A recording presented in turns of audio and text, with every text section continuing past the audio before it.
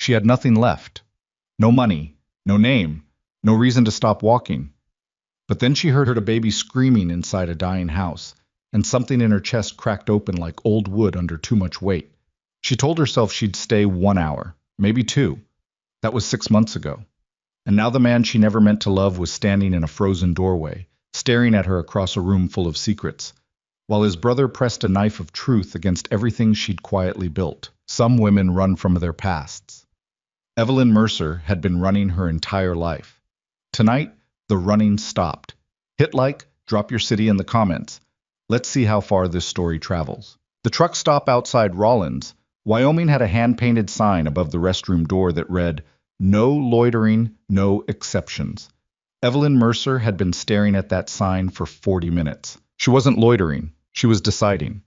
There was a difference, at least that's what she told herself while she nursed a cup of coffee that had gone cold 20 minutes ago and calculated for the fourth time exactly how many miles stood between her and the next town with a shelter that might take a woman without ID. 17 miles. On foot, in late October, in Wyoming, that number wasn't a distance, it was a sentence. The woman behind the counter, name tag read. Darlene, letters rubbed half off, had stopped pretending not to watch her. Every few minutes, Darlene would wipe down the same stretch of counter, sliding one slow circle with a gray cloth, eyes cutting sideways without quite meeting Evelyn's. Evelyn didn't blame her. She knew what she looked like. The reflection in the window said enough. Hair pulled back into something that had been a bun 3 days ago and was now just held together by stubbornness. A canvas jacket with a torn pocket. She'd safety pinned shut in a gas station bathroom somewhere outside Laramie. Boots that had been resoled twice and were asking, quietly, to be retired. The travel bag on the floor beside her stool had a broken zipper and was held closed with a bungee cord she'd found on the highway shoulder. She was 31 years old and looked, she suspected, closer to 40. Refill? Evelyn looked up. Darlene was standing right in front of her now, pot in hand, expression carefully neutral. That particular brand of neutral that truck stop workers and ER nurses develop. The kind that doesn't commit to judgment or sympathy, because it's genuinely unsure which one fits. Please, Evelyn said. Thank you, Darlene poured. Then, without being asked, she slid a small plate across the counter. 2 biscuits. A little cup of butter. End of the day, Darlene said. We're going to toss them anyway. Evelyn opened her mouth, closed it, nodded. She ate both biscuits without tasting them, chewing mechanically, staring at the laminated map they had tacked to the wall beside the register. One of those old promotional maps with cartoon cattle and little illustrated mountains. Someone had drawn a star on it in black pen, middle of nowhere, labeled it here, unfortunately. A rancher sitting 2 stools down from her laughed at something on his phone, then caught her looking at the map and followed her gaze. You lost? He asked. Not unkind, just direct, the way people out here tended to be. No, she said. He nodded slowly, the way people nod when they don't believe you but have the decency not to push. He dropped some bills on the counter and pulled his coat on. Before he left, he hesitated, just briefly, then turned back. Hollow Creek Ranch is about 4 miles east on Route 12, he said. Caleb Hale runs it. He's been short-handed since his wife passed. Wouldn't hurt to ask. I was gone before she could respond. Evelyn looked at the map.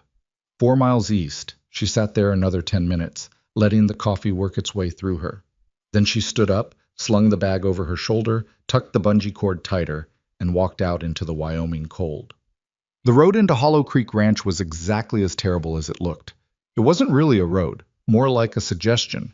2 tire ruts pressed into dried grass and clay, winding between fence posts that leaned at different angles like old men who'd stopped caring about posture.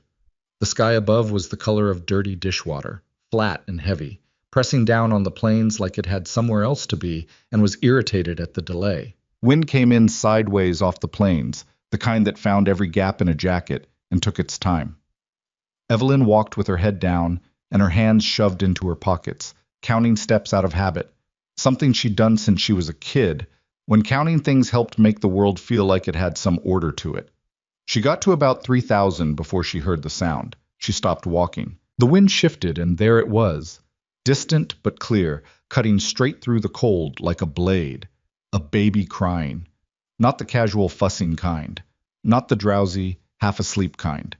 This was the kind of crying that came from somewhere desperate, somewhere past tired, a sound that seemed to press against the walls of whatever contained it and spill out into the open air like it couldn't help itself. Evelyn stood completely still for a moment. She had a rule about getting involved with strangers' problems. It had evolved over years and several hard lessons into something almost like a physical reflex. A tightening across her shoulders, a pull toward the next road, the next town, the next place that wasn't here. The crying rose sharply, then broke off into a kind of gasping wail. She started walking again, faster. The ranch house materialized out of the gray afternoon like something half remembered from a bad dream. It had been a decent house once. You could see the architecture of that, the bones of it. Wraparound porch, wide-set windows, a stone chimney at each end. But somewhere along the way, the maintenance had stopped keeping up with the weather, and Wyoming weather was not the forgiving kind. The porch railing on the left side had collapsed and been replaced with a length of rope tied between two posts. One window was boarded from the outside with plywood that had warped and lifted at one corner.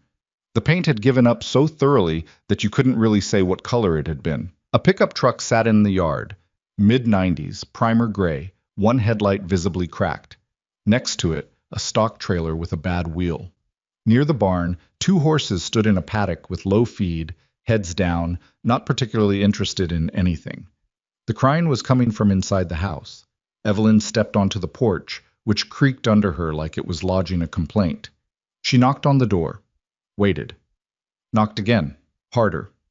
The door swung open. The man standing there looked like he hadn't slept in a week and had stopped expecting sleep in the near future. He was tall, well over 6 feet, with wide shoulders that had the kind of permanent forward set that comes from years of physical labor. Dark hair that needed cutting, jaw that needed a razor. Maybe mid-30s, though exhaustion added years.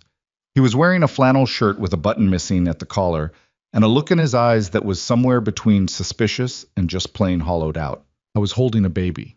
The baby was screaming. "Whatever you're selling," the man said, raising his voice over the noise. "I don't want it." "I'm not selling anything," Evelyn said. "I heard her from the road." The man, Caleb Hale, she would learn, looked at her for a long moment. The baby arched her back and screamed harder, red-faced, inconsolable, small fists clenched. "She won't stop," he said. Something in his voice had cracked a little on those 3 words. Not breaking down, he was too stubborn for that, but cracked, the way wood cracks before it actually splits. "Been at it 2 hours. I don't know what she—" "Can I?" He blinked. "Can you what?" "Hold her." He stared at her. Evelyn met his eyes and didn't look away. She wasn't sure why she was doing this. She wasn't sure about much of anything at that particular moment, except that the baby sounded like she was in pain, and the man holding her looked about 30 seconds from falling apart. After a beat, Caleb held the baby out. Evelyn took her carefully, adjusting her grip, settling the infant against her left shoulder with the baby's cheek pressed gently to the side of her neck. She began to move, not bouncing, not rocking dramatically, just a slow, steady shifting of her weight from foot to foot, barely perceptible, while she pressed one hand flat and warm against the baby's back. The screaming didn't stop instantly. That was a movie thing, and this wasn't a movie. But it faltered, broke rhythm, shifted into something confused, then quieter, then eventually settled into a series of shaky, hiccuping breaths against Evelyn's shoulder. Silence fell over the porch like snow. Caleb Hale stood absolutely still. "How did you—" he started. "She was overheated," Evelyn said quietly. "The layers. And she's hungry. When did she eat last?" He ran a hand through his hair and looked somewhere over Evelyn's shoulder, toward the horizon, the way people look when they're searching for an answer they don't want to give. "I've been trying. She won't take the bottle right. The formula, I mix it the way the can says, but she—" "What temperature are you heating it to?" A pause. "I just— warm. On the stove. I run my wrist under it." "Okay." Evelyn shifted the baby gently. "That's probably fine, but if she's been working herself up this long, she's exhausted and stressed, and she might need a few minutes just to calm down before she can eat. Some babies do."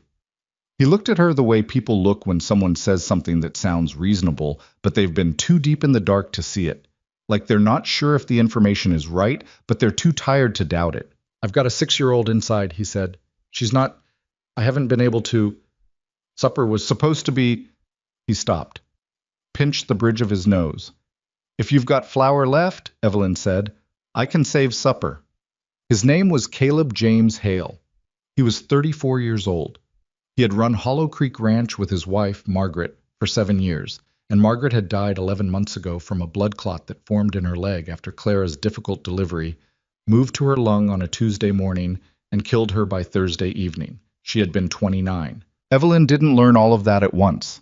She learned it in pieces over the course of that first evening, mostly from the 6-year-old, who was named Sadie, and turned out to be a very different kind of problem than the baby. Clara, once fed and cooled down and held in that particular way that Evelyn discovered worked, chin on shoulder, right hand flat between the shoulder blades, left hand cupped under the bottom, became manageable. Not easy. Babies were never easy, but manageable. She ate, she settled, she eventually drifted off with the boneless, total unconsciousness of infants, and Evelyn laid her in the old wooden cradle in the corner of the living room and stood over it for a moment, just making sure she was actually asleep. Sadie was another matter entirely. She was a small, pale child with dark eyes and dark hair, and the specific emotional posture of a kid who had decided, somewhere in the last 11 months, that getting attached to anything was a risk she wasn't going to take. She sat at the kitchen table when Evelyn came in, legs dangling because she was too short for the chair, watching with an expression that was carefully, deliberately blank. Hi, Evelyn said. Sadie said nothing. Evelyn went to the pantry and assessed the situation without comment. Things were low. Not disastrous, but low. There was flour, salt, baking powder, half a can of shortening, some dried beans that had been soaking in a bowl for unclear reasons, canned tomatoes, a chunk of salt pork wrapped in paper, and a collection of spices in various states of desiccation. She found a cast iron skillet under the counter and set it on the stove. You know how to cook? Sadie said. Her voice was small and flat and not particularly friendly. Some, Evelyn said. She opened the flour bag. Do you? Mama was teaching me biscuits. Then you can help. A pause. I don't want to. That's okay, Evelyn said. She didn't push it, didn't coax, didn't tell Sadie it would be fun or good for her or any of the things adults said to children when they were trying to manage them. She just measured out the flour and started working. She had learned to cook out of necessity, from a woman in a group house in Cheyenne who made a point of feeding people even when feeding them was difficult. The woman's name had been Dolores, and she had made biscuits every Sunday morning, whether anyone asked or not. And she had said once, without particular emphasis, that making food for people was one of the least complicated ways to tell them they mattered. Evelyn thought about Dolores fairly often. She had the biscuits in the oven and the beans on the stove and the salt pork in the skillet before Caleb came back inside from tending the horses. He stopped in the kitchen doorway and looked at the state of things. The flour-dusted counter, the smells, the fact that Sadie had migrated from the table to the counter and was watching the oven with the studied nonchalance of someone pretending they weren't interested. He looked at Evelyn. I haven't thanked you, he said. Don't, she said. Sit down. You look like you're going to fall over. He sat down. He looked, up close and in kitchen light, even more worn than he had on the porch. There were shadows under his eyes that had become permanent fixtures. His hands, resting on the table, were calloused and raw at the knuckles. Working hands, the kind that didn't get a break because the work didn't either. You got a name? He asked. Evelyn? Caleb, he said. Caleb Hale. I know. Rancher at the truck stop told me. He nodded slowly. Decker, probably. Talks to everyone. He said you were short-handed. That's one way to put it. He turned his coffee mug in his hands. It was empty, had probably been empty for a while. It's just me. My brother comes around sometimes, but He stopped. It's just me. Evelyn pulled the biscuits out of the oven. They had risen more than she expected, given the altitude and the age of the baking powder. She set them on the counter and checked the beans. I can work, she said. It wasn't exactly a question, and it wasn't exactly a statement. It was something that existed in the space between, waiting for him to decide what to do with it. He looked at her. Really looked. Not the quick assessment he'd done on the porch. She let him. She'd learned over the years that people needed to look when they were deciding whether to trust someone, and trying to hurry that process along or deflect it usually made it worse. I don't know you, he said. I know, she said. I'm not asking you to. I'm asking if I can be useful for a little while. I was quiet for a moment. Sadie had migrated even closer to Evelyn's side of the counter, though she'd die before admitting it. There's a room in the back, Caleb said finally. It's not much. There's a cot and a lamp. That's plenty, Evelyn said. She set the table. He didn't tell her where anything was, but she found it all: plates on the second shelf, forks in the second drawer, glasses in the cabinet above the sink. She put out 3 settings, then hesitated and added a small plate and a partial glass for Sadie, the way Dolores used to do. Sadie noticed, sat down without being asked. They ate in the kind of silence that wasn't uncomfortable. It was tired, and tired is different. The biscuits were good. Caleb ate 2.5 of them and looked mildly surprised at himself. These are better than mine, Sadie said. It was the first thing she'd said at the table. Evelyn just nodded. Your mama might have had a different recipe. Show me sometime. Sadie looked at her plate, said nothing, but she didn't disagree. The room in the back was small, low-ceilinged, and cold in the way that rooms get when they've been closed up too long. The cot had a mattress that had seen better decades and a wool blanket that smelled like cedar and dust. There was a window that faced east toward the open plains, and through it Evelyn could see the sky beginning to dark from gunmetal gray to something closer to ink. She sat on the edge of the cot with her bag between her feet and her hands folded in her lap and looked at the room for a while. She had stayed in worse places, considerably worse. There had been a stretch in her mid-20s when worse would have been a generous description of the situations she'd found herself in. Shelter cots, a truck bed for 3 weeks once, a church basement in Casper where they made you attend services for the privilege of the floor. This was a room with a door that closed, with walls that held heat, with a family on the other side that had, for one evening at least, stopped falling apart quite so loudly. She didn't let herself think beyond that. She had learned, the hard way, that thinking too far ahead was dangerous.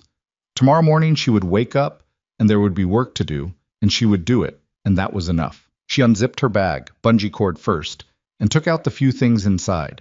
A change of clothes, a toothbrush, a small photograph folded in thirds that she put face down on the windowsill without looking at, a worn paperback that she'd read 3 times and carried anyway, and at the bottom, wrapped in a dish towel she'd been using as a substitute for several things it wasn't designed for, a small amount of cash.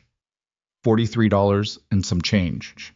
Enough for a bus ticket to somewhere, if it came to that. She rewrapped it carefully and put it back at the bottom. She lay down on the cot without undressing, old habit, and pulled the wool blanket over her and stared at the ceiling in the dark. Somewhere in the house, Clara made a small sound in her sleep. A content sound. The kind that meant nothing was wrong. Evelyn closed her eyes. She was up before 4, not because anyone woke her. Nobody had. It was just the way her body worked, had worked for years. Whatever mechanism most people had that allowed them to sleep through an alarm, through noise, through the general resumption of the world, that mechanism in Evelyn had been replaced with something else. Something that pushed her upright at the first gray hint of dawn with the specific urgency of a person who has spent too long not being able to afford stillness. She dressed in the dark, pulling on the cleaner of her 2 shirts, and went quietly through the house. Clara was beginning to stir in the cradle but hadn't fully woken yet. Evelyn scooped her up before she could build to a full cry, and they had a private exchange in the kitchen's early morning quiet. Clara with her wide, unfocused newborn eyes tracking shapes and light. Evelyn making the formula the right way this time, testing it on her inner wrist twice. Yeah, she said softly to the baby specifically, and no one in particular. I know. Cold house, no routine, some stranger holding you. You've had a rough go of it, kid. Clara regarded her with what might have been assessment. I get it, Evelyn said. She fed her, changed her, put her back down.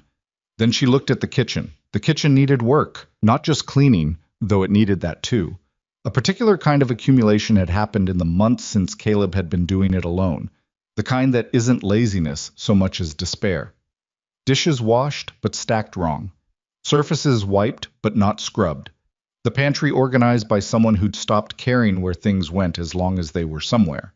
It was the kitchen of a person keeping things from becoming completely undone through sheer stubbornness, without quite having the capacity for anything beyond that. Evelyn started from the back and worked forward. She found cleaning supplies under the sink, a bottle of dish soap mostly empty, baking soda, a good scrub brush.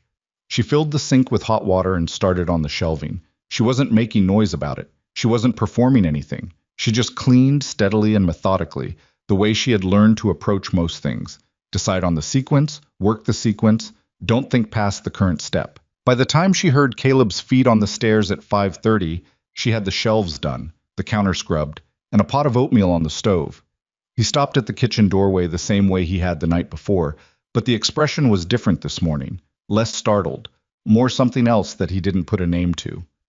You didn't have to. Clara's sleeping, Evelyn said. Oatmeal's in 10. There's coffee. He sat down without further comment and wrapped both hands around the coffee mug. He looked more human than he had the previous evening, still wrecked by sleep deprivation, still carrying the permanent weight of someone who hadn't had a break in almost a year, but marginally more oriented to the world. I'm going to fix the porch railing today, Evelyn said, ladling oatmeal into bowls. If that's all right with you. He looked at her. You do repairs? Some. I can at least get it stable. The rope is a liability with Sadie running around. He nodded slowly. There's lumber in the barn, left side near the door. Good. They ate in quiet for a few minutes. Somewhere upstairs a door opened and Sadie's footsteps, recognizable because she walked heavy for her size, flat-footed, like someone who hadn't yet learned to be careful about the noise she made, came down the stairs and stopped at the kitchen doorway. She was wearing a flannel nightgown and had her hair in a single braid that had mostly come undone. She stood in the doorway looking at the kitchen, the way you might look at a room you expected to be dark, but wasn't. Why is it clean? She asked. Seemed like it wanted to be, Evelyn said. Sadie processed this. It was not a logical answer, and she was apparently a logical child. She looked at the oatmeal on the stove, then at her father, then at Evelyn. Mama put brown sugar in it, she said. Check the pantry, Evelyn said. Second shelf. Sadie went and checked and came back with the brown sugar. She put it on the table and sat down in the same chair she'd taken the night before, as if chairs worked by some property of ownership Evelyn didn't have access to. Don't make it too sweet, Caleb said quietly. He was looking at his bowl. I know, Sadie said. She sounded briefly about 40 years old. But the porch railing took most of the morning. The barn had lumber, as promised, some of it usable, some of it not. Evelyn sorted through it, pulling pieces that still had integrity, checking for rot along the grain, the way she'd been taught by a man named Garrett in a group home in her mid-teens who had done carpentry work on weekends and said it was cheaper than therapy and probably more effective. Garrett had been right about a lot of things. She found a handsaw on a peg in the barn and a box of nails and a hammer and worked on the porch through the morning. It was cold work. The October air had a real bite to it, and her hands were stiff enough in the first hour that she had to stop twice to press them under her arms until they warmed. But the work itself was satisfying in the mechanical way that physical work often was, the kind of satisfaction that doesn't require any emotional engagement and gives something back anyway. She had the new section framed in and the first rail mounted when she heard a horse coming up the drive. She straightened up and looked. The rider was a man about Caleb's age, but built differently, broader across the chest, looser in the saddle, the kind of comfortable on a horse that speaks to years. He was good-looking in an angular, weathered way, with Caleb's dark coloring, but something harder in the jaw, something watchful in the eyes. He wore a duster coat that had seen weather and a hat pulled down against the wind. He brought his horse to a stop in the yard and looked at Evelyn standing on the porch with a hammer in her hand for a long moment before he spoke. Where's Caleb? Checking fence line on the north pasture, Evelyn said. Should be back by midday. The man looked at the half-repaired railing.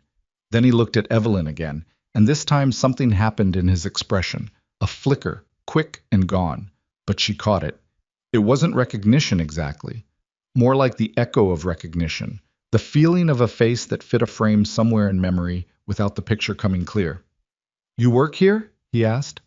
For now, Evelyn said. He dismounted, fluid, practiced, and tied his horse to the hitching post near the barn.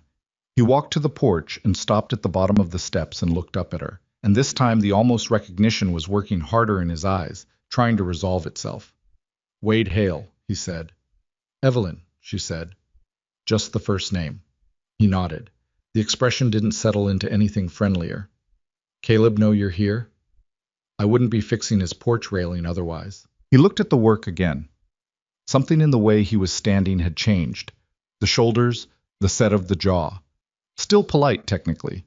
But the politeness was doing work now. It was being used to cover something. Decker's been talking, he said, more to himself than to her. The rancher at the truck stop. He talked to you too? Sent me in this direction, Evelyn said. Said Caleb was short-handed. Wade was quiet for a moment. He looked at the house, then at the barn, then finally back at her. When he looked at her this time, she had the clear and specific feeling of being assessed in a way that was more than just curiosity. There was something being calculated behind his eyes. I'll wait for Caleb, he said. Kitchen's open, Evelyn said. There's coffee on the stove. He went inside. Evelyn went back to the porch railing and finished it, hammering each nail with care, testing each board before she moved on. Her hands were steadier than she expected, but she was aware, with a clarity that felt like cold water on the back of the neck, that something had shifted in the morning air, that the flicker in Wade Hale's eyes was not nothing. She had spent too many years surviving on pattern recognition to dismiss a feeling like that.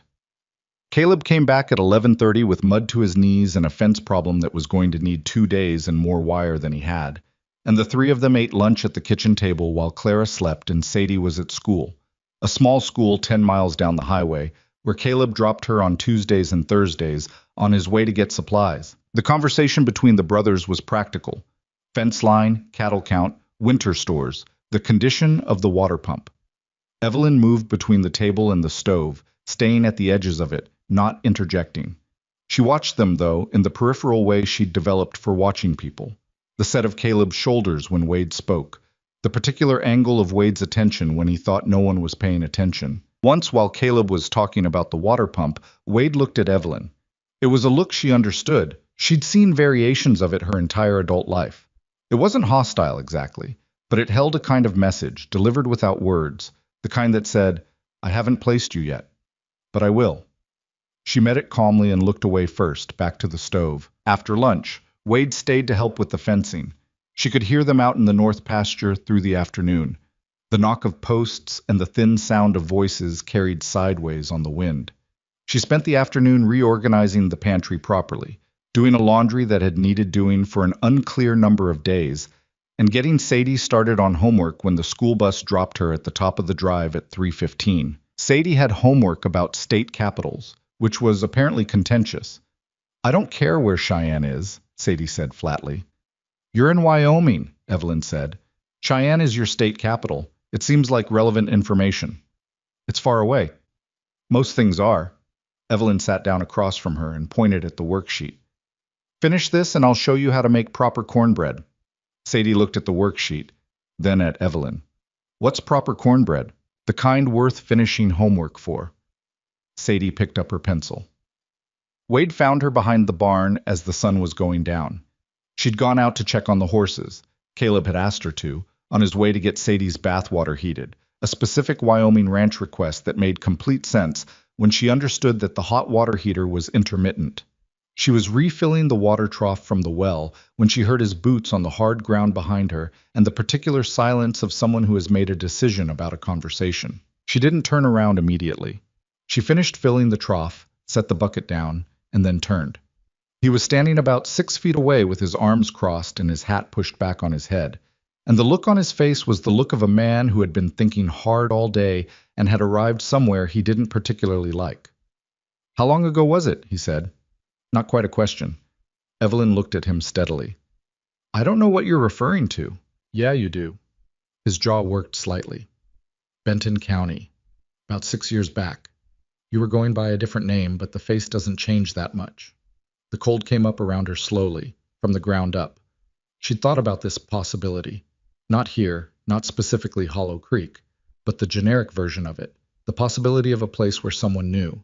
She'd lived with that possibility for 6 years. That has nothing to do with... It has everything to do with my brother, Wade said. His voice was low and flat, not angry in the hot way. In the cold way, which was worse. He's got 2 daughters. He's already been through things I wouldn't wish on a man twice. And he doesn't know who he's let into his house. He knows enough, Evelyn said. He knows nothing. She held his gaze. What happened in Benton County wasn't... I know what happened in Benton County, Wade said. I was there. I saw the aftermath. She was quiet. He stepped closer, not threatening, just asserting proximity, making sure she understood he was serious. "You leave," he said quietly, "before I have to be the one to tell him, before Sadie gets any more attached than she already is. Better for everyone." Evelyn looked at him for a long moment, then she looked back at the house. Through the kitchen window, warm and yellow against the early dark, she could see Sadie standing on a step stool at the counter, earnestly watching something on the stove. And behind her, she could just barely make out the shape of Caleb moving through the room, checking on Clara in her cradle, the particular careful walk of a man who'd learned to move quietly around sleeping children. "You should go inside," Wade said. "Think about what I said." He walked away. Evelyn stayed by the water trough in the dark for a long time, her breath making small clouds in the cold air, her hands not quite steady. The plains stretched out behind the barn in every direction, vast and flat and indifferent, and she knew every road out of here. She'd mapped them, automatically, the way she always did in a new place.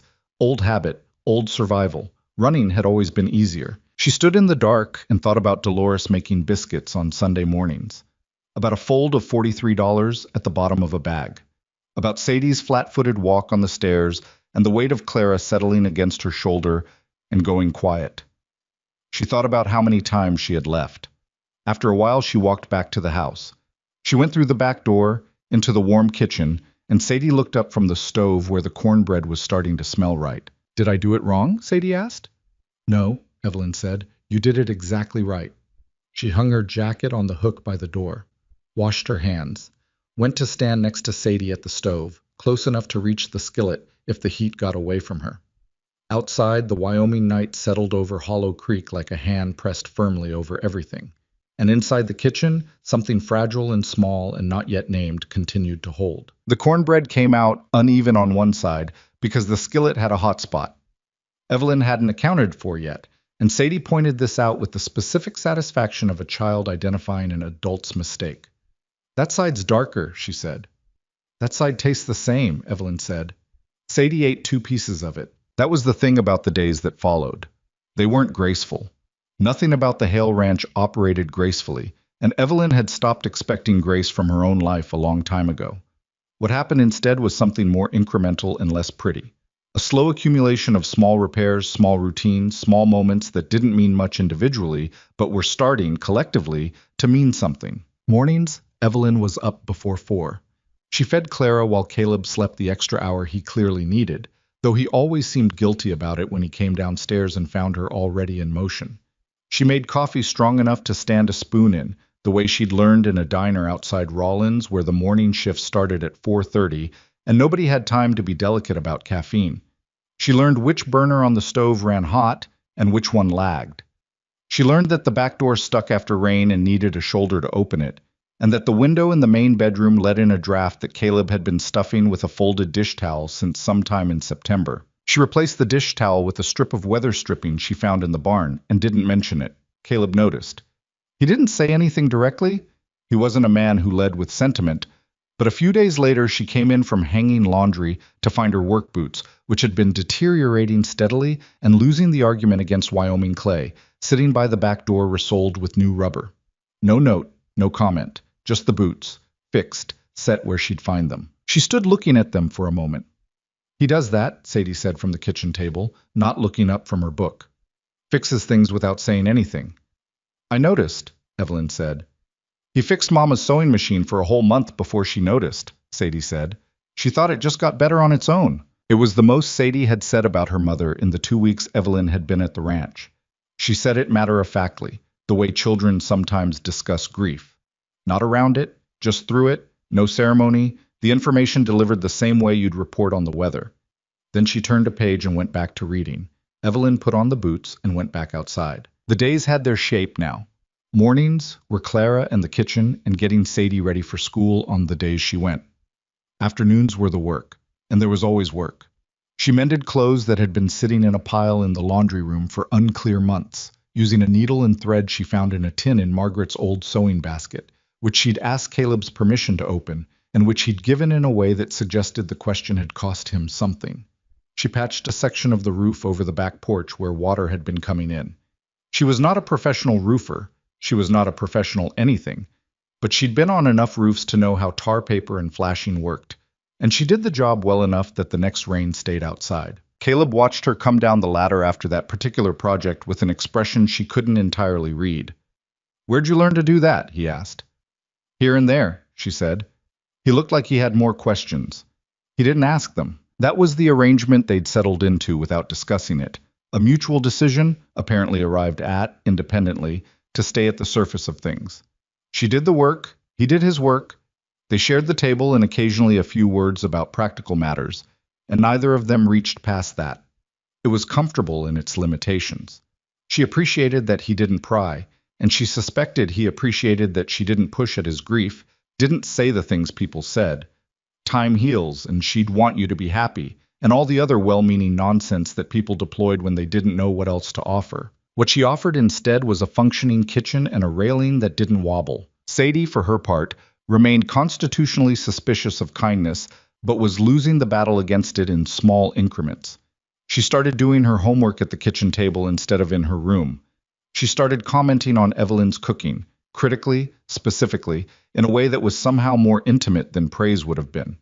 She taught Evelyn what her mother had used instead of paprika in the bean soup, which turned out to be a combination of cumin and something she called the red one, that took Evelyn a day to identify as ancho chili powder. She corrected Evelyn's cornbread once more, then stopped correcting it, which Evelyn understood to mean it had passed some private standard. She didn't smile at Evelyn. Not yet. But she stopped leaving the room when Evelyn entered it. That was something. Wade did not come back for 10 days. When he did, it was on a Wednesday afternoon when the sky had gone the particular shade of gray that Wyoming sky went in late October, pressing down low over the plains like it was deciding whether to commit to something.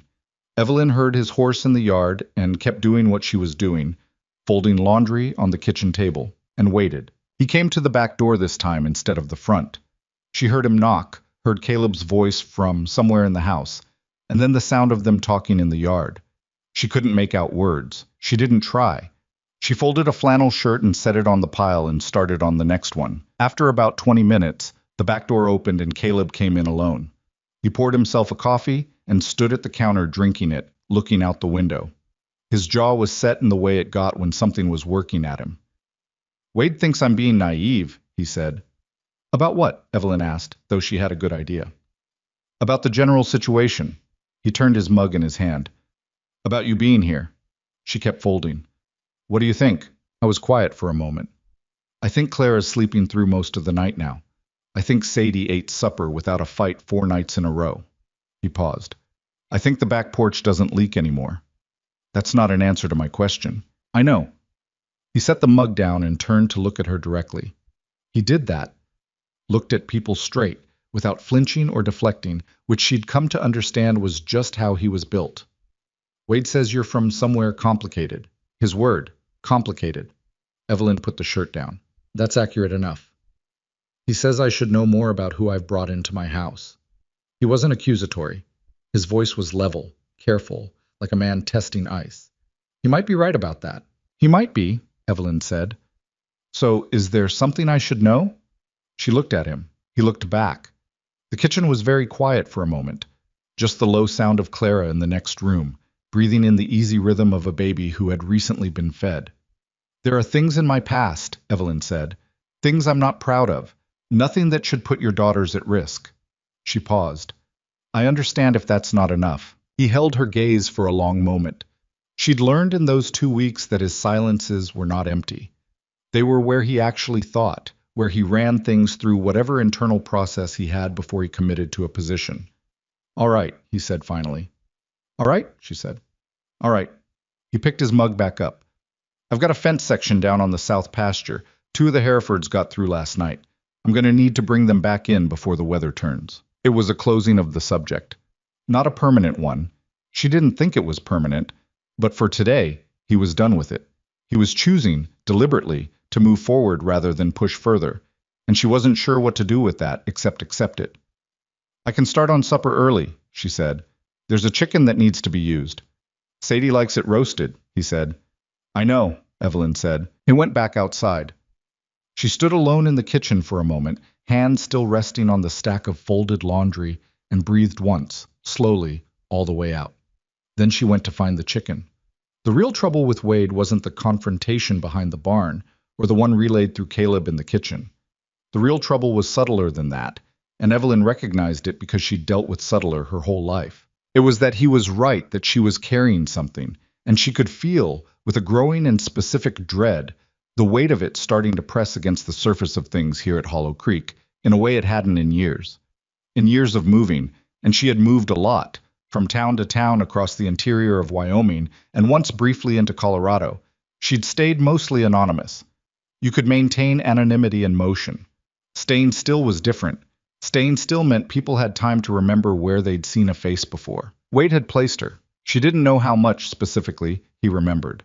What she knew was that Benton County 6 years ago had been the worst 18 months of her life, and the end of a chapter she'd thought, had made herself believe, was truly closed.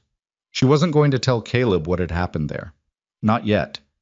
Maybe not ever, if the stain was temporary. She still wasn't entirely sure the stain wasn't temporary. What she was sure of was that she couldn't keep avoiding it the way she'd been avoiding it, in the mental sense.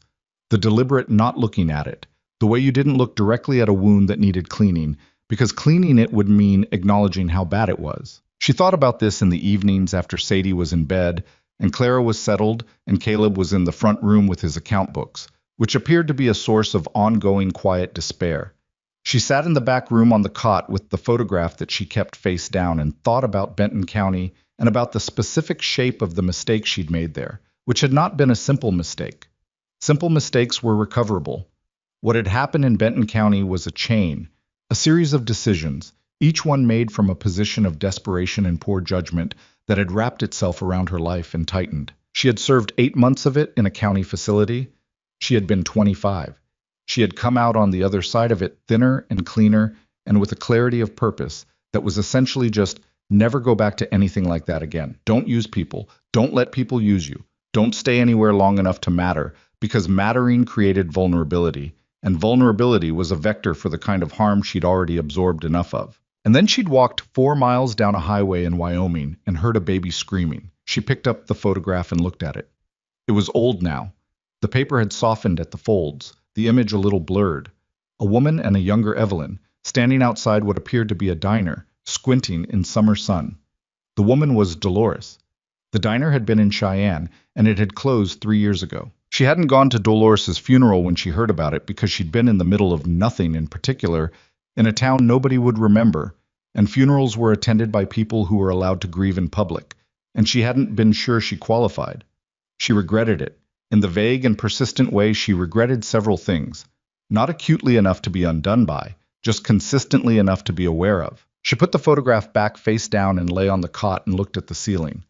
From the kitchen, she could hear the soft sound of Caleb shutting his account books, the creak of the floor as he checked on Clara, the particular quiet of the house at 10 o'clock, a house settling into itself, breathing. She thought, I should leave before this gets any harder. Then she thought, it's already harder. Then she stopped thinking about it and went to sleep. It was Sadie who cracked first. Not broke, cracked.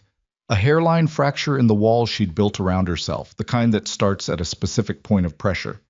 And the specific point of pressure, when it came, was a Wednesday morning before school when she came downstairs and found Evelyn at the kitchen table helping Clara practice the kind of extended tummy time the health book in the back cupboard said she should be doing. And Clara was making the noise she made during tummy time, which was a sustained, slightly outraged grunt. And Evelyn was talking to her in the low, unhurried voice she used with the baby. I know, Evelyn was saying. It's undignified. You're doing great, though. You lifted your head for 3 whole seconds. Clara grunted again. That is genuinely impressive, and I mean that. Sadie stood in the doorway watching this for a moment, and something about the watching softened her face in a way she didn't catch herself doing in time to prevent. When Evelyn looked up and saw her, Sadie looked immediately at the floor. She hates that, Sadie said. She hates it, and she needs it, Evelyn said. Those are not mutually exclusive things. Sadie considered this with the seriousness of a child encountering a new philosophical principle. She came into the kitchen and crouched down to look at Clara at eye level. Clara, apparently deciding that Sadie's arrival was adequate justification for quitting tummy time, immediately rolled onto her side. She's getting stronger, Sadie said. She is. Evelyn sat back. She lifted her head about an inch this morning. That's new. Sadie touched Clara's hand carefully with 2 fingers, and Clara immediately gripped them in her small fist with the thoughtless, total grip that infants had. Sadie looked at her sister's face, the wide, unfocused eyes, the slow working of the mouth, and for a moment her expression was completely open, all the careful flatness gone. Just a 6-year-old girl looking at her baby sister with love so large it didn't know where to put itself. She looks like Mama sometimes, Sadie said quietly. Around the eyes. Evelyn said nothing. There was nothing to say to that. She just sat with it, the way you sat with things that were true and painful. After a moment, Sadie straightened up and said, in her regular flat voice, I need my hair braided. I can't do the back. Come here, Evelyn said. She braided Sadie's hair at the kitchen table while Clara lay on her back on the blanket and regarded the ceiling with deep philosophical interest. Sadie sat straight-backed and still, chin lifted, a child who had been taught proper posture and retained it even when everything else fell apart. Evelyn worked carefully, dividing the sections evenly, keeping tension even all the way through. Not too tight, Sadie said. I know, Evelyn said. Mama always did it too tight. I know that too, Evelyn said. That's why I'm doing it loose. Sadie was quiet for a moment, then, how did you know that? You mentioned it once, about 3 weeks ago. Another silence. You remembered that? I remember things people tell me, Evelyn said. It's something I'm good at. She tied off the braid and Sadie reached back to feel it with her fingers, checking, assessing, and then dropped her hand. She didn't say it was good, but she didn't say it needed to be redone either, which Evelyn had come to understand was the highest available endorsement. Okay, Sadie said. She got up and took her backpack from the hook by the door. Caleb appeared in the doorway with his truck keys and his coat. He looked at Sadie's hair and then at Evelyn, and the look lasted just a half-second longer than it needed to for a simple acknowledgement. Ready? He said to Sadie. Obviously, Sadie said, and walked past him out the door. Caleb looked at Evelyn once more. There was something in it. Not a question exactly, and not gratitude exactly either. Just a look that said, I see what you're doing here. And then he followed his daughter out. Evelyn sat on the floor next to Clara and let out a slow breath. Outside, the truck started and crunched down the gravel drive. The ranch went quiet except for the wind, which had picked up overnight and was moving across the plains in long horizontal sheets that bent the dry grass flat. November was 5 days away. The cold was getting serious. She looked at Clara. Don't look at me like that, she said. Clara blinked. I know, Evelyn said. I know. She picked the baby up carefully and held her against her chest, and Clara settled her cheek against Evelyn's shoulder the way she always did now, automatically, without fuss, as if this was simply where she belonged. Evelyn stood at the kitchen window and looked out at the plains, at the gray sky pressing down, at the fence line in the distance where she'd watched Caleb work for days, replacing wire and posts, alone, with the particular dogged patience of a man who had run out of other options. She thought about Wade. She thought about what he knew and what he was going to do with it. She thought about the $43 at the bottom of her bag, which she hadn't touched or counted in 2 weeks, which was longer than she'd gone without touching it since she'd started keeping it. The wind pushed against the window glass. Inside the kitchen, the house held its warmth. The first real storm of November came without much warning, the way Wyoming storms often did. Not sneaking in, but arriving with the blunt confidence of something that knew it owned the place. Evelyn had felt it coming all day in the way the air changed. Not dramatically, just a particular quality of stillness in the afternoon, the wind dropping off around 3 o'clock. The horses moving restless in the paddock like they were trying to put distance between themselves and something they could smell but not see. She'd brought in extra wood without being asked and filled the water containers in the kitchen and checked Clara's supply of formula. Old habits. She had spent enough winters in places with no backup heat to understand that preparation was the only leverage ordinary people had against weather. By 8 o'clock that night, the storm had made its intentions clear. It came in from the northwest, which was the worst direction out here. Nothing between the ranch and the Canadian border to slow it down, just 500 miles of open country that the wind had crossed at full speed. Freezing rain first, ticking against the windows like something trying to get in. Then the temperature dropped another 10 degrees in what felt like an hour, and the rain turned to sleet, and the sleet turned to a driving mix of ice and snow that made the windows useless for seeing anything beyond a few feet. Caleb had been out in the barn, securing the horses when it turned serious. He came back in at 8:30 with ice in his hair and his face drawn tight from the cold, and he stood in the kitchen doorway stripping off his outer layers and said nothing for a moment. That particular nothing was different from his usual silences. It had something urgent running underneath it. Forecast was wrong, he said. This is worse than they said. I know, Evelyn said. She was at the stove. Sit down, there's soup. He sat, but he didn't stop moving. His hands on the table, restless, his eyes going to the window every few seconds. The south fence section I repaired last week. If the ice loads up on the wire, it'll go down again. He paused. If I lose those Herefords in this, you can't go back out in this, Evelyn said. I know.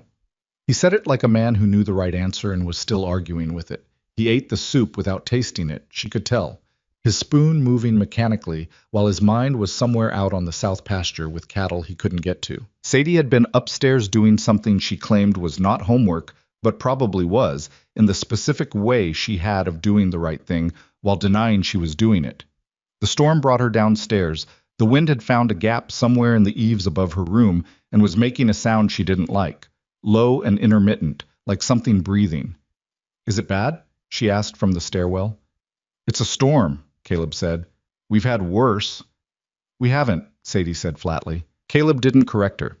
They sat together in the kitchen through the first hour of it, the three of them and Clara in her cradle near the stove, which was the warmest place in the house.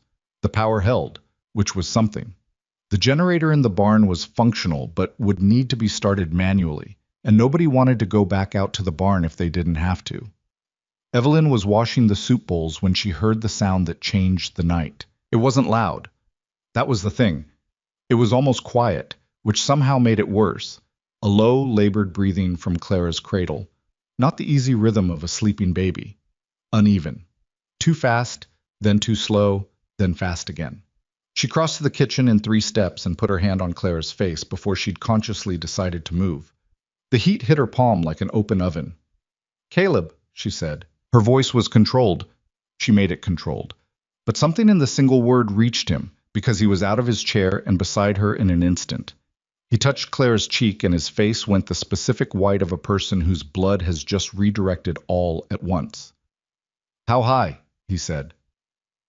Evelyn didn't have a thermometer. She looked around the kitchen with the fast inventory of a person trying to solve a problem in real time. I don't know. High. She needs to come down. Do you have medicine cabinet upstairs? He was already moving. Clara stirred in the cradle, making a sound that was not quite crying, something more defeated than crying, the sound of a body that didn't have the resources for full complaint. It was a worse sound than crying. Evelyn picked her up and held her against her chest, and felt the heat radiating through the layers of blanket and clothing. Hey, she said quietly. Hey, I've got you. Clara's eyes were open but not focused, tracking nothing in particular, and her small chest was working too hard for what breathing should cost. Evelyn kept her hand moving in that slow circle on the baby's back and thought very deliberately about what she knew, which wasn't enough, was nowhere near enough, and what she could do with it right now. Caleb came back with the infant medicine and a thermometer that he'd clearly not used in some time, and his hands were not steady. He got the thermometer under Clara's arm, and they waited the longest 30 seconds that either of them had experienced recently, and the reading came back at 104. Okay, Evelyn said, and her voice was still controlled, and she was very deliberately not letting him see that 104 on an infant was the number that had dropped the floor out from under her own stomach. Okay, the medicine first, then we need to cool her down a little. Lukewarm, not cold, and we need a doctor. Caleb looked at the window. The sleet was hitting the glass in waves, and beyond it there was nothing visible. No yard, no barn, just white moving dark. Closest is Doc Brewer in Milford, he said. 15 miles. Can you call him? I was already at the phone. He dialed and stood with his back to the wall, listening, and Evelyn could tell from the quality of his stillness when the call went to voicemail. He left a short, direct message. His name, Clara's symptoms, the temperature, his number. Then he called the emergency line for the county clinic in Milford and got a recording saying that due to weather conditions, response times were extended. He hung up and looked at her. I'll drive it, he said. Caleb, she needs a doctor. I'll drive it. Evelyn looked at him. She looked at Clara. She looked at the window. The roads are going to be... I know what the roads are going to be. He was already pulling his coat back on. I've driven them in worse. This might or might not have been true, but it was the kind of statement men made to themselves when they needed to be moving. Keep her cool. Keep the medicine in her. If her breathing gets worse, if she sounds like it's costing her more than this, call the county emergency line again and stay on hold. I will, Evelyn said. He stopped at the door. He looked at Evelyn holding his daughter, and for a moment everything in his face was completely readable. All the usual careful nothing stripped away, replaced by something raw and direct and frightened.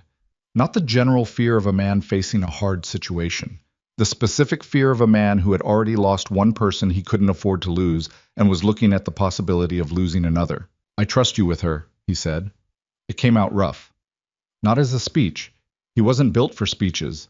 Just as a statement of fact, said the way you'd say the road is icy, or the cattle are in the south pasture, flat and total and real. Go, Evelyn said. Be careful. He went. The truck started in the yard. She heard it through the storm, the engine catching, the wheels on gravel and then ice. And then the sound faded, and there was nothing but the wind and the sleet and the house. Sadie had been standing in the kitchen doorway for the last 5 minutes. Evelyn hadn't forgotten she was there. She'd been keeping Sadie in her peripheral vision the way you kept a fire in your peripheral vision, aware, tracking, ready. Is she dying? Sadie asked. No, Evelyn said. She has a fever. Babies get fevers. We're going to bring it down. Mama had a fever, Sadie said. Before she... This is different, Evelyn said. She said it firmly, not harshly. Clara is going to be all right. I need you to trust me on that. Sadie looked at her. It was the look of a child doing complicated math, weighing the available evidence, running it against past experience, arriving at an answer that was not yet certainty but might accept it provisionally. Okay, she said finally. I need a bowl of lukewarm water and a washcloth, Evelyn said. Not cold, lukewarm. Can you do that? Sadie was already moving. They worked together for the next hour. Evelyn held Clara and applied the cool cloths in rotation, watching for any change in the breathing, talking to the baby in the low, even voice she'd developed over the weeks here. Not the performed calmness of someone pretending to be calm, but the actual steadiness of someone who has found a task and is working it and will not stop working it. The medicine went in, protested briefly, stayed down. Clara cried for about 10 minutes, real crying this time, not the defeated sound from before, which Evelyn took as encouraging, and then dropped into a fitful half-sleep. Sadie sat across the table and watched everything with those dark, watchful eyes. And every few minutes she asked a question, not panicked questions, practical ones. What does the washcloth do? Why lukewarm and not cold? How long does medicine take? Evelyn answered each one directly, and in the answering, she could feel Sadie's fear redistributing itself, shifting from the formless terror of not knowing into something with edges, something that could be managed. Around 10 o'clock, the storm hit its worst. The power went first. Not dramatically, just a flicker, and then dark. The way electricity ended when the grid had finally had enough. Evelyn moved without hesitation to the drawer where she'd seen candles weeks ago. She'd inventoried the house the way she inventoried everywhere she stayed, cataloging exits and resources and useful objects, and had 3 of them lit before Sadie fully processed what had happened. The power's out, Sadie said. I know, Evelyn said. It'll come back. She wasn't certain of that. But the wood stove in the corner was already putting out enough heat to maintain the kitchen, and the candles gave enough light to work by, and Clara's breathing, by 10:30, had evened out marginally. The fever hadn't broken, but it hadn't climbed either, which Evelyn was choosing to treat as progress. She was sitting at the kitchen table with Clara against her chest and Sadie beside her, close enough that their arms were almost touching, which was the closest Sadie had physically come to her since she'd arrived, when the back door opened and Wade came in. I was covered in ice. It was in his hair, across his shoulders, on his eyebrows. He'd ridden in it. She didn't know from where. He had a place somewhere south of here, she'd gathered, though the specifics had never been offered. However far he'd come through the worst of the storm to get here. He looked at the candles, at Sadie, at Clara, in Evelyn's arms. He looked at all of it for a moment without speaking. Caleb went to get the doctor, Evelyn said. Wade nodded. He pulled off his outer layers at the door, methodical, not wasting motion, and then stood in the kitchen in flannel and denim and looked like a man making a decision. Generator's in the barn, he said. I can get it started. I know where it is, Evelyn said. I'll do it. He looked at her steadily. You stay with the girls. She held his gaze for a moment. There was something different in it tonight. Not the cold assessment from behind the barn. Not the calculating watchfulness of the kitchen visit. He looked tired. He looked like a man who had ridden through a storm to get to his brother's house and was not entirely sure why, and the uncertainty of it had stripped some of the hard edge off him.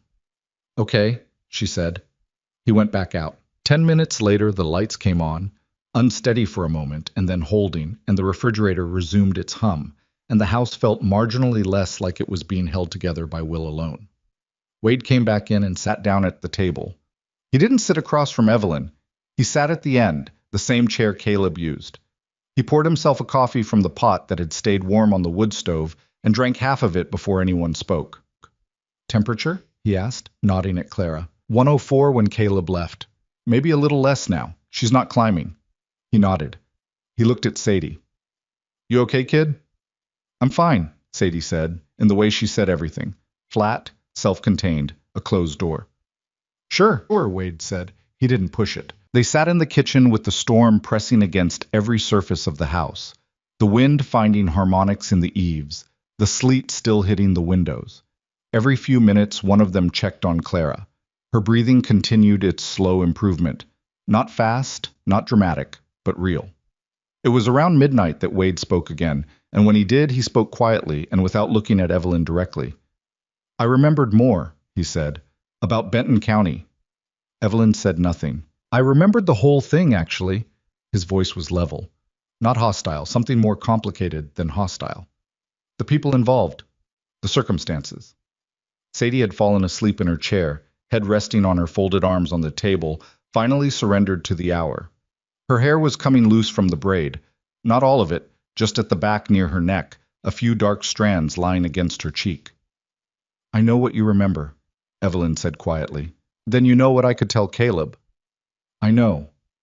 He looked at her then, really looked, the way he'd looked from his horse in the yard that first day, but without whatever calculation had been driving it before. He looked like a man taking an inventory that he wasn't entirely sure how to add up. Why are you still here? It was a genuine question. She could tell the difference. She looked at Sadie asleep at the table. She looked at Clara, breathing easier now, small face relaxed into sleep against her chest. I don't have a clean answer for that, Evelyn said. Try anyway. She was quiet for a moment. I've been leaving places my whole life. Leaving before things got difficult, mostly. Leaving before people had a chance to find out who I was. She shifted Clara slightly. I left a woman named Dolores when I should have stayed. I left other people too. I got good at the leaving part. She paused. This one's different. Why? Because I'm not leaving to protect myself, she said. I'd be leaving to make it easier to be gone, and that's not the same thing. Wade looked at his coffee mug. He turned it in his hands the same way Caleb did. She'd noticed that shared habit, the Hale brothers both turning mugs in their hands when they were thinking. Something inherited or just absorbed from years in the same rooms. What happened in Benton County was bad, he said. Yes. But I was there for some of it, he said slowly, and I knew some of the people involved. He stopped. I knew the man who put you in that position in the first place. Evelyn went very still. I didn't do anything about it then, Wade said, and his voice had roughened, the way voices roughened when they were carrying something that had been sitting in one place too long. I was 26, and I told myself it wasn't my business, and I looked away. He set the mug down. You took the consequences for things that weren't all your fault. The storm pressed against the house. Outside, somewhere in the distance, something wooden gave way. A fence board, probably, or a barn shutter. And the sound of it was brief and final. Evelyn didn't speak for a long moment. She was very carefully not crying, because crying would require her to put Clara down, and she wasn't going to put Clara down. You don't have to say that, she said finally. I know I don't have to, Wade said. I'm saying it because it's true. The silence that followed wasn't comfortable. There was too much in it for comfortable. But it was honest. Honesty was something. It was more, in Evelyn's experience, than most situations managed. The front door opened at midnight. Caleb came through it with a doctor behind him, a woman in her 60s named Brewer, who had clearly been pulled out of bed and driven 15 miles in a blizzard and was entirely professional about it in the way of someone who had done this before and would do it again.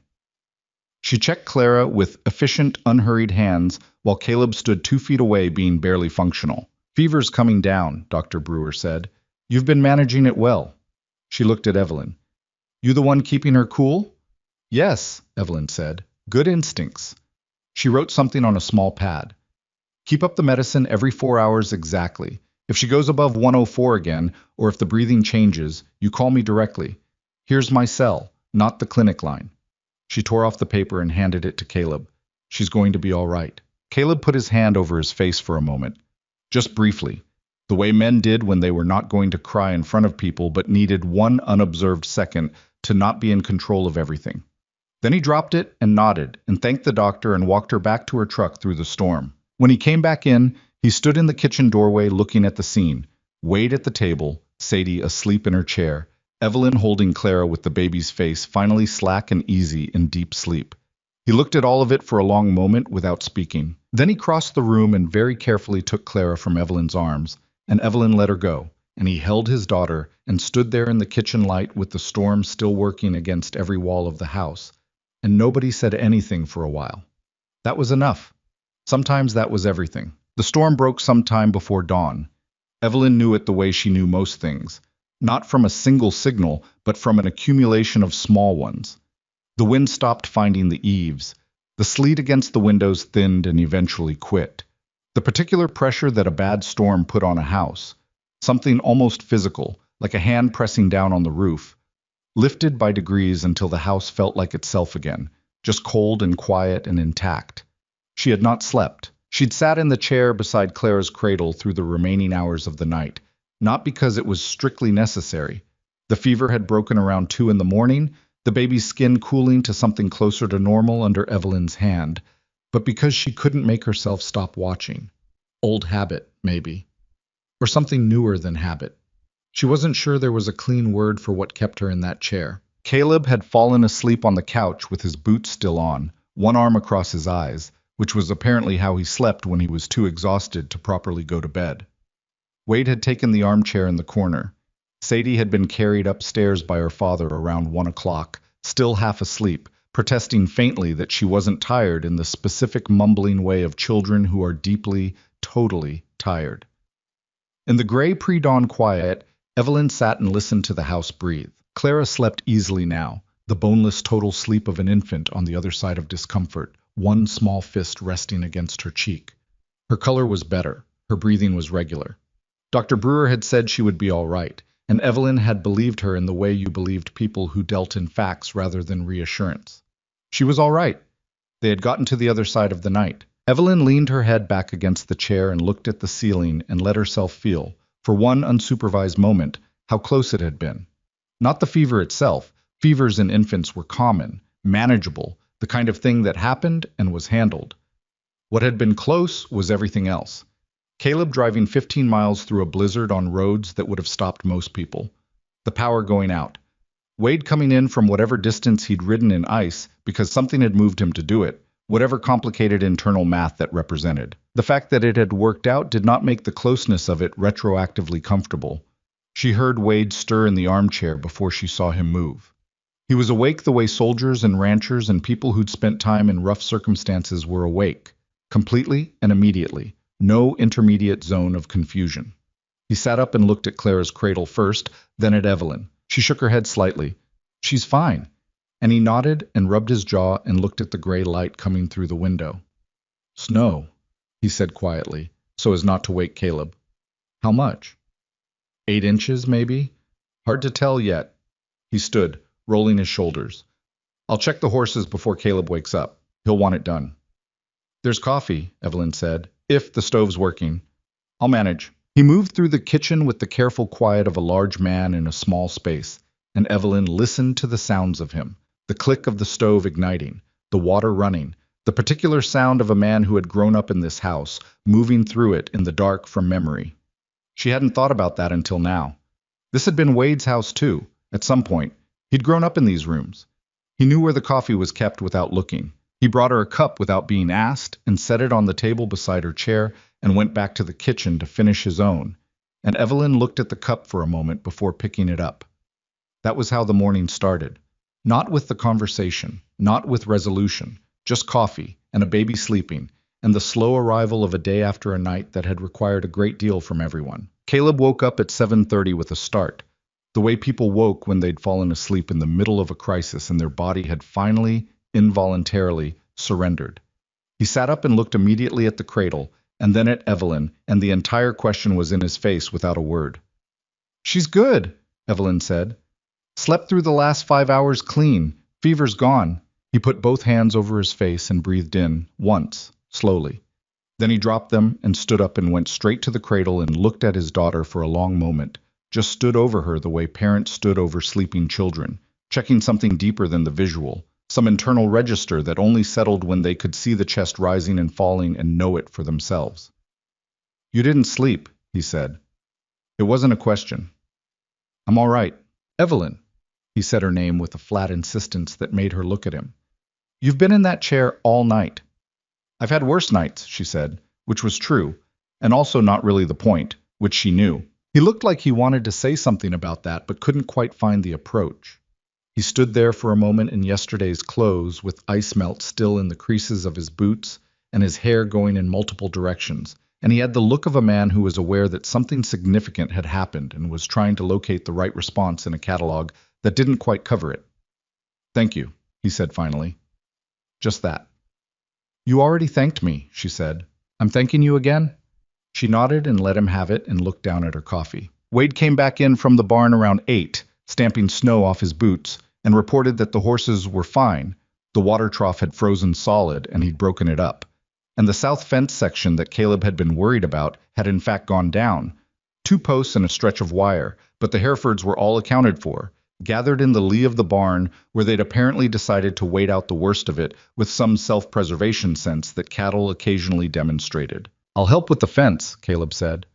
"I know you will," Wade said. "Eat something first." It was the most brotherly exchange Evelyn had witnessed between them, direct and practical and carrying, underneath it, some frequency of care that didn't require articulation. She made eggs and toast and put it on the table, and they ate, the 3 of them, with the particular quiet of people who had been through a night together and were still sorting out what to do with that. Sadie came downstairs at 8:45 in her pajamas, assessed the kitchen, determined that everyone was alive and present, and said, "Is there toast left?" "Plenty," Evelyn said. Sadie sat down. She looked at her father, then at Wade, then at Evelyn, with the long measuring look she used when she was calibrating the emotional temperature of a room. Whatever she read there seemed to satisfy her, because she reached for the toast without further interrogation. "Clara's okay?" she asked. "Clara's okay," Caleb said. Sadie buttered her toast with the concentration of someone performing surgery. "I knew she would be," she said. Nobody pointed out that she'd been terrified 6 hours ago. Evelyn just handed her the jam. The morning passed in the way mornings passed after bad nights. Slowly, in small tasks, everyone moving at 3/4 speed and not apologizing for it. Caleb and Wade went out to deal with the fence. Evelyn cleaned the kitchen properly and did a second round of laundry that the storm had disrupted. And at 10 o'clock, Clara woke up bright-eyed and vocal, and apparently entirely unaware that she had caused a considerable amount of difficulty, which Evelyn informed her of at length. "Completely inconsiderate," she told the baby. "We were all very worried." Clara made a sound that suggested indifference to this perspective. "I know," Evelyn said. "That's what I figured." It was almost noon when things shifted. Caleb had come in from the fence line alone. Wade was still out finishing the wire, and he came through the back door and stood at the kitchen sink washing his hands, and then stood there longer than washing required, looking out the window with his hands under the running water. And Evelyn recognized the particular stillness of someone who had arrived at the edge of something they'd been circling for a while. She kept doing what she was doing, which was mending a tear in Sadie's school jacket at the kitchen table. She didn't prompt him. She had learned that Caleb Hale was a man who came to things in his own sequence, and interrupting the sequence produced nothing useful. "Wade talked to me this morning," he said. "Out at the fence." She set down the jacket. "All right." He turned the water off and dried his hands with the kitchen towel, and turned around. He leaned back against the counter with his arms crossed, not defensively, just the way he stood when he was settling in for something, and looked at her directly. "He told me about Benton County," he said. The kitchen was very quiet. From the back room, Clara made a small, contented sound in her sleep. How much did he tell you? Evelyn asked. Enough. His voice was even. She couldn't read what was underneath it yet. He told me about the circumstances, about the man involved, about what you were charged with and what you served. He paused. He also told me what he knew about how it started, his part in it. She looked at her hands, then made herself look back up at him. I was 25, she said. I was in a situation I didn't know how to get out of, and I made choices I knew were wrong, and I paid for them. She held his gaze. I'm not asking for your understanding. I'm just telling you it's true. I know it's true, he said. Wade doesn't say things he isn't sure of. She waited. Caleb was quiet for a moment. He looked at the table, at the jacket she'd been mending, at the needle and thread still in her hand. He looked at all of it with the expression of a man doing the kind of math that didn't have clean variables. I've been thinking about what to do with this since he started talking, he said. Out there with the fence posts, hitting posts into frozen ground while he's telling me about a woman named Evelyn from a place called Benton County. A short pause. Strange conversation. I imagine, she said. I kept thinking, I should be angry. I should feel like I was deceived. He rubbed the back of his neck. Except I don't feel deceived. And I keep trying to figure out why not. And I think it's because nothing you did here ever felt like performance. He looked at her directly. You fixed the porch railing because the porch railing needed fixing. Not to impress me, not to earn anything, just because it needed doing. Caleb, I'm not finished, he said, not unkindly. I'm getting there. I'm just not fast. She stopped. He had a right to be not fast. She waited. Margaret was sick for 3 months before Clara was born, he said, and the shift in direction surprised her. She hadn't expected Margaret, not here, not now. Not the blood clot, before that. She was sick in a different way that the doctors kept running tests on and never quite naming. She was scared, and she didn't tell me how scared she was for a long time because she didn't want me to carry it. His jaw moved slightly. I found out later from her sister how frightened she'd been, how many nights she'd lain there not telling me. He stopped. She was trying to protect you, Evelyn said. She was trying to manage me, he said. Same impulse, different shape. She thought if I knew, I'd fall apart, or I'd try to fix it, or I'd... He made a short, frustrated gesture. I don't know, but she kept it from me, and then she was gone, and there were all these things I didn't know about my own wife in her last months, and I've been living with that. Evelyn said nothing. She understood that she was being told something important. She waited for it. What I'm saying, Caleb said slowly, is that I've spent the better part of a year being very aware of how much damage a kept secret does. How it makes the distance between two people that shouldn't have any distance. He looked at her. You didn't tell me about Benton County.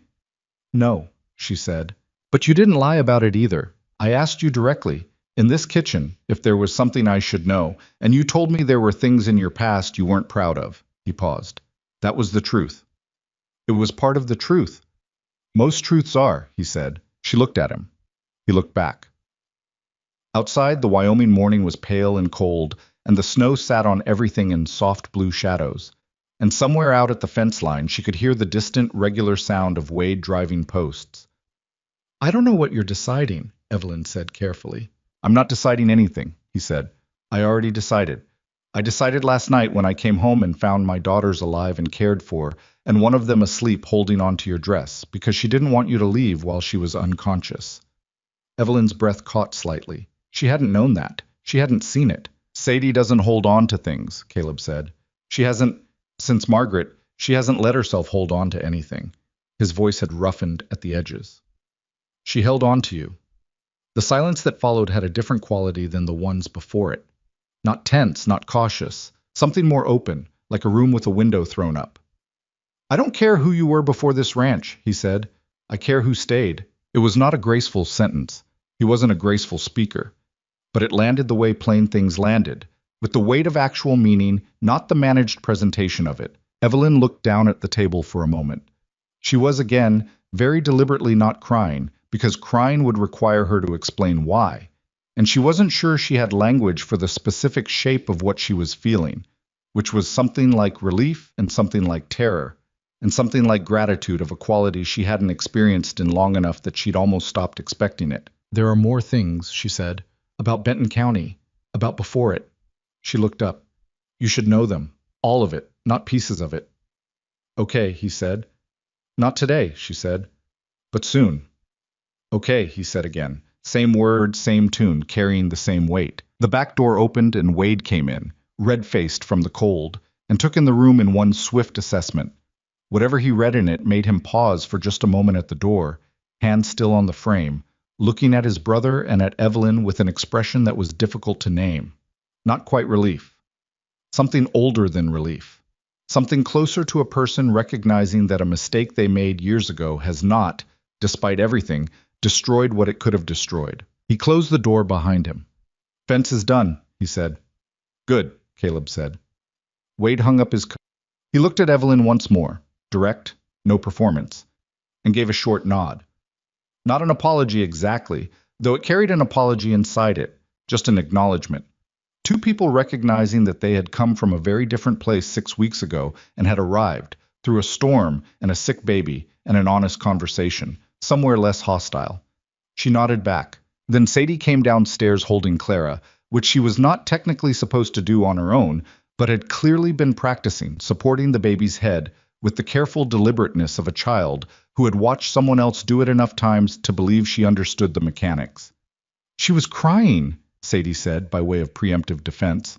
Let me take her, Evelyn said, crossing the room. I've got her, Sadie said. And she did have her. Clara was perfectly secure in her sister's arms, a little uncertain looking, but unharmed and interested in the room.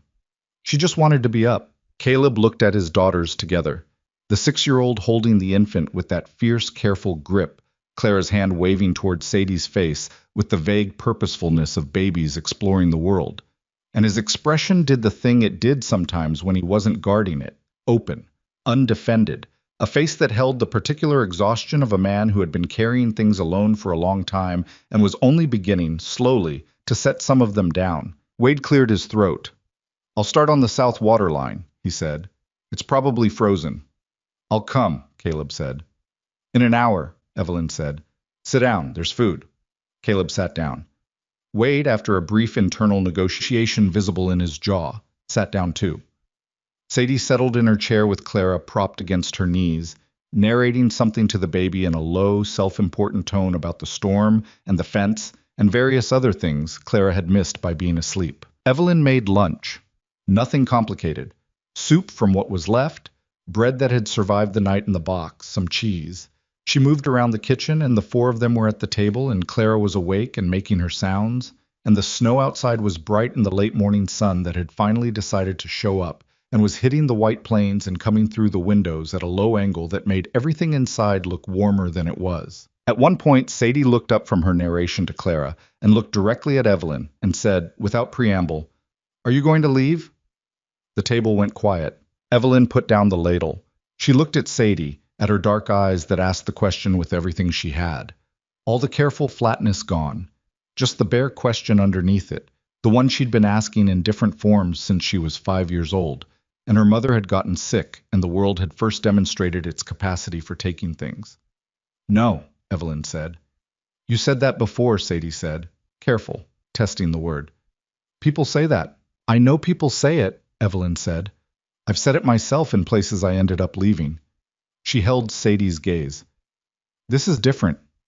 How? Evelyn thought about it. She didn't reach for the comfortable answer. She owed the child more than that. Because I'm not staying out of nowhere to go, she said. I'm staying because I want to be here.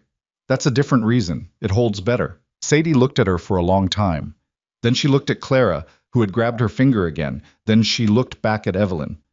Okay, she said, and went back to her narration. Caleb was looking at Evelyn across the table. She met his eyes, and he held it for a moment, and then looked down at his soup, and the corner of his mouth did something that was not quite a smile, but was in the neighborhood of one. Wade said nothing. But he ate 2 full bowls, which for a man who'd arrived carrying the weight of a 6-year-old secret was, Evelyn thought, its own kind of statement. The soup was not her best work. She'd rushed the broth and the potatoes were slightly underdone, and she'd oversalted it by a margin she'd normally have caught.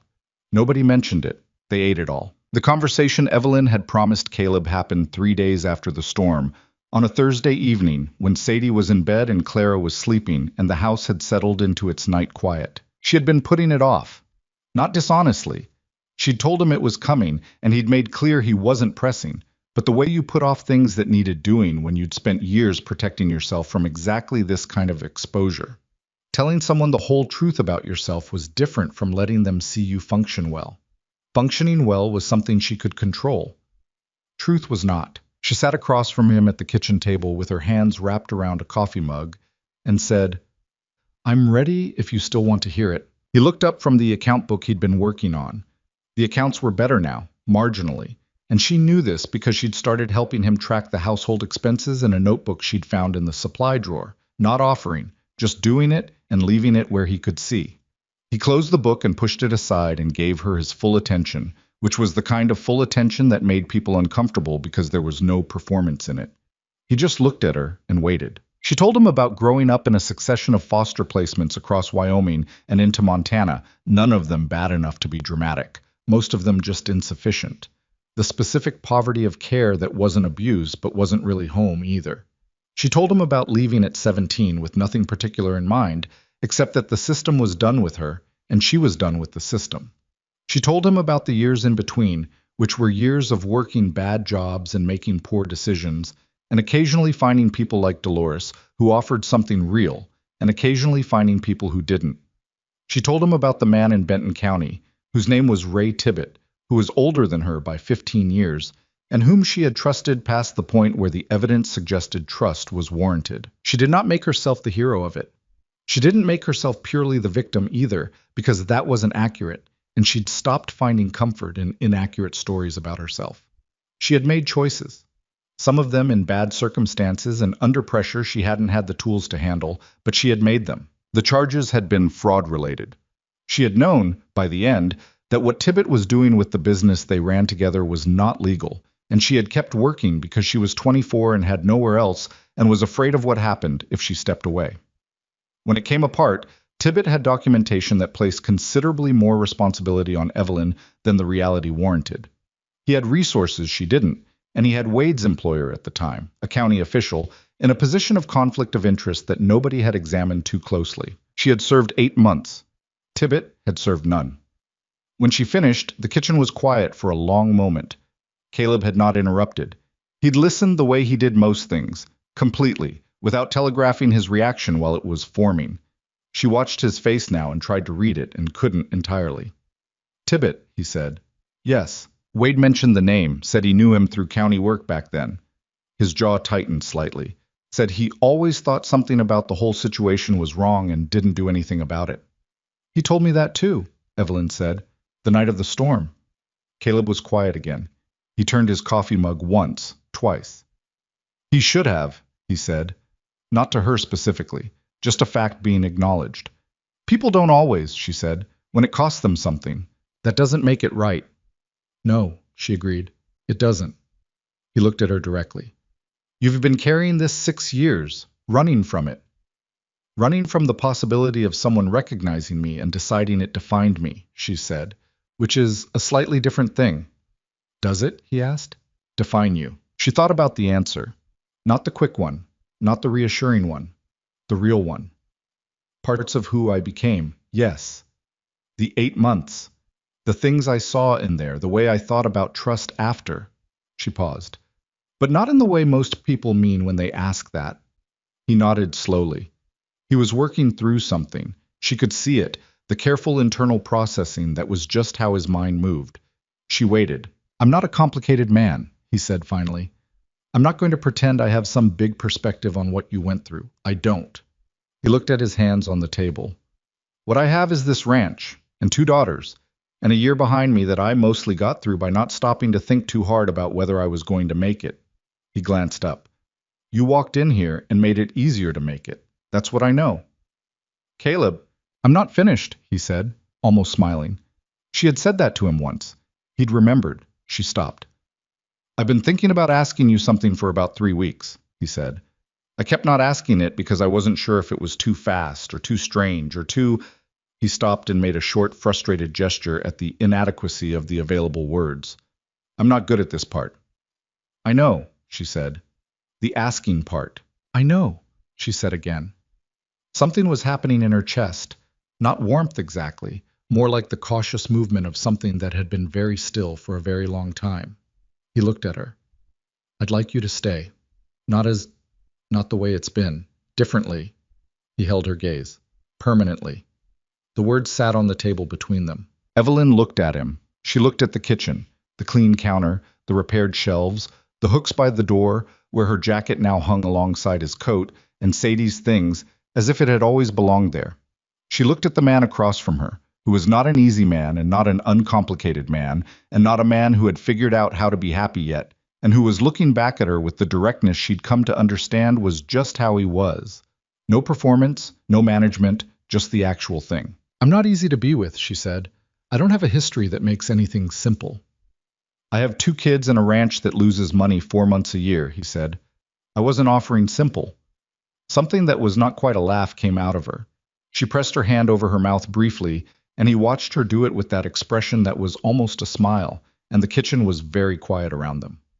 Okay, she said. Okay, he said. It wasn't a romantic scene. There were no particular gestures. He reached across the table and put his hand over hers. Briefly, like a person who was still learning the vocabulary of this, and wanted to get the first word right before attempting a sentence, and then pulled it back and picked up his coffee mug, and she picked up hers, and they sat there in the quiet of a Wyoming night with snow still on the ground outside and a baby sleeping in the next room. It was enough. It was in fact more than enough. The rest of the winter passed in the way winters passed on ranches, hard and requiring. There was nothing romantic about Wyoming in December and January, nothing that softened the work, or the cold, or the specific aggravation of burst pipes and sick cattle and roads that were impassable for days at a stretch. The water line in the barn froze twice. One of the Herefords developed foot rot and required treatment for 3 weeks. Caleb's truck needed a new alternator at a cost that showed up in the account notebook as a number. They both looked at and then looked away from. Evelyn learned things about herself that winter that she hadn't known. She learned that she had more patience than she'd been giving herself credit for, and less in specific situations. She learned that she was genuinely bad at accepting help, that when Caleb tried to take over a task she was in the middle of, even helpfully, her instinct was to stiffen and manage it herself. She had to work at that. It didn't come naturally. She learned that living with a man who wasn't chatty and wasn't demonstrative, and communicated care primarily through acts, a filled gas tank, a replaced hinge, boots resoled, required her to recalibrate what attention looked like. She'd grown up in places where attention was verbal or it didn't exist. She had to learn to read a different language. Caleb, for his part, learned that she needed to know things weren't fragile before she trusted them. That the first time they argued, a real argument in February, about money and about her tendency to solve problems without consulting him and about his tendency to absorb stress in silence until it came out sideways. She went very still and very contained in a way that looked like calm, but wasn't. He had to learn to stay in the room when she went still like that, to not let the apparent calm convince him that nothing was happening. The argument was about real things, and it was ugly for about 40 minutes, and afterward they were both standing in the kitchen being separately quiet, and then Caleb said, "I'm not going anywhere," which was not a particularly eloquent statement, but it was the right one. She looked at him for a long moment and then said, "I know." And whether she fully believed it yet or not, she was working on it. That was February. Spring came slowly, the way it always did in Wyoming, not arriving so much as gradually winning an argument. The snow retreated from the south-facing slopes first, leaving behind the wet brown aftermath of winter, and then the grass began its cautious return, and by April the plains had that particular color they got in early spring, that just alive green that made the whole landscape look like it was surprised to be back. Wade came around more that spring. Not constantly. He had his own life, his own property 20 miles south, the particular isolated rhythms of a bachelor rancher, but regularly enough that his truck in the yard stopped being notable. He and Caleb were in a different place than they'd been. Whatever had passed between them the night of the storm, and in the fence line conversation the following morning, had shifted the geography of their relationship in some way that neither of them discussed, and both of them apparently understood. I was careful with Evelyn. Not warm, exactly. He wasn't built for easy warmth with people he'd initially been suspicious of, but respectful in a specific way, the way you were respectful toward someone you'd underestimated and were aware you'd underestimated. He helped with the spring fence work. He brought a part for the tractor that Caleb had been waiting 3 weeks for, without explanation about how he'd sourced it. Once, He watched Evelyn fix a broken gate latch without being asked to, and when she finished, he said, "That's better than I would have done it," and walked off, which was, she had come to understand, Wade's version of a substantial compliment. She didn't seek his approval. She didn't need it. But she understood that it meant something, his presence, his slowly changing stance, and she received it in the spirit it was offered, which was a man working through his own complicated feelings about the past and arriving, imperfectly, somewhere better. The wedding was in June, which was a practical choice as much as anything else. June was the best weather and the longest days, and the narrow window before the July heat made everything uncomfortable. They told people a month in advance, and that was that. There was no elaborate planning. Evelyn didn't have family to invite, and Caleb's family was Wade and a cousin in Billings who came down for the day and cried through the whole thing, which surprised everyone, including herself. The ceremony happened in the yard in the late afternoon, with the plains stretching out in every direction under a sky that was that particular blue Wyoming sky.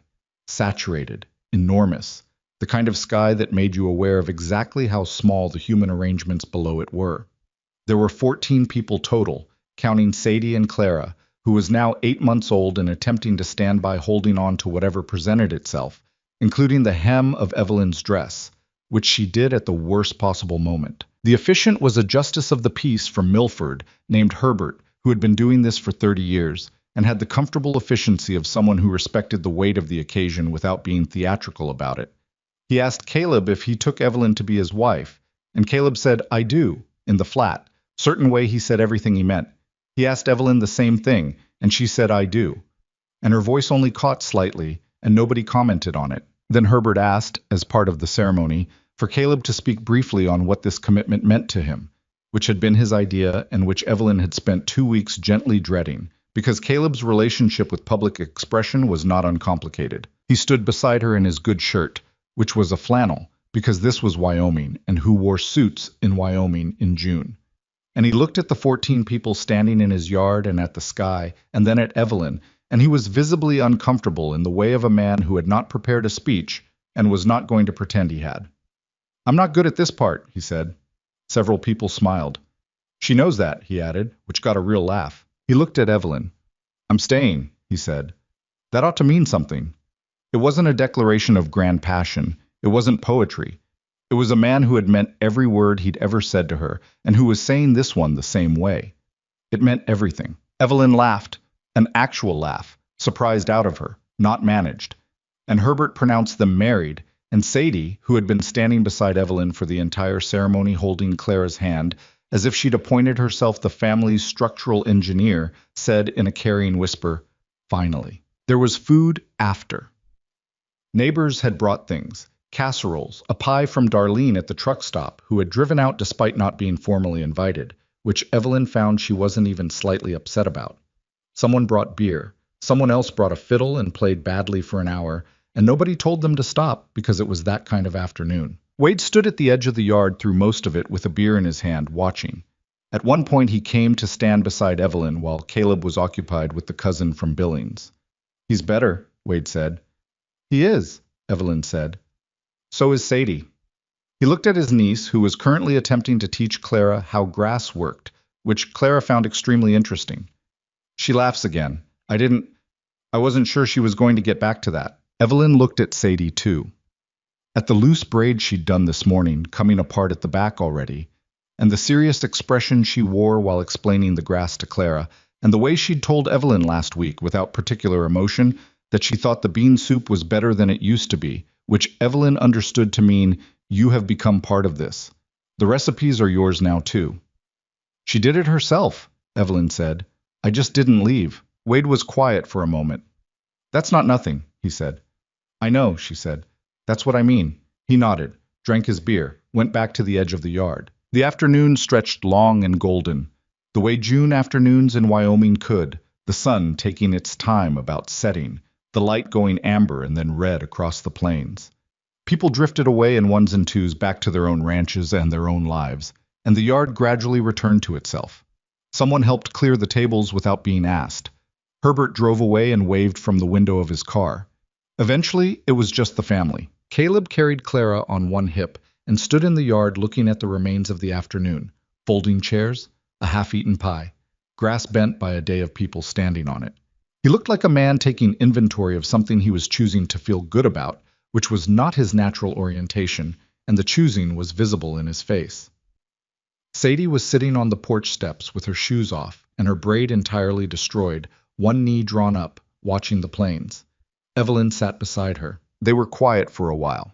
The evening sounds came in, the horses in the paddock, a meadowlark somewhere in the distance, the particular settling quiet of a ranch at the end of a day. "Do you miss anywhere?" Sadie asked. Evelyn thought about it.